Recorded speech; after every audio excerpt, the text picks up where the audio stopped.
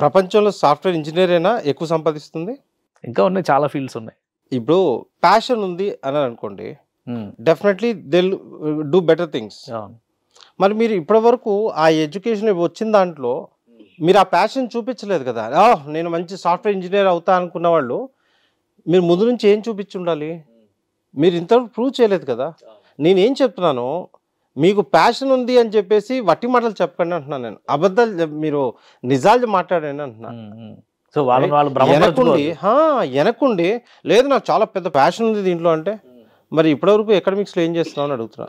Okay, ఎవరినో ఉద్ధరించడానికి కాకుండా మిమ్మల్ని మీరు ఉద్ధరించుకోవడానికి రైట్ కెరియర్ని చూస్ చేసుకోమని చెప్తారు. వట్టి కంప్యూటర్ సైన్స్ వెనక ఉరకకుండా there are other sectors. Okay sir, మనం మాట్లాడుకుంటే మెకానికల్, ఎలక్ట్రికల్, రైట్, సివిల్, అదేవిధంగా మనం కెమికల్, ఈ సెక్టర్స్లో గత 10-15 సంవత్సరాల నుంచి అటువైపు వెళ్ళక బోల్డ్ అంత షార్టేజ్ వచ్చింది సార్. ఓకే, మీరు రేపు పొద్దున ఈ కోర్సెస్ కనుక చదువుకొని బయటికి వెళ్తే మీరు జాబ్తో బయటికి వెళ్ళే అవకాశం ఉంది. అవకాశం లేని దగ్గర వెళ్ళి లైన్లో ఎందుకు నిల్చుంటున్నారు అంటున్నా.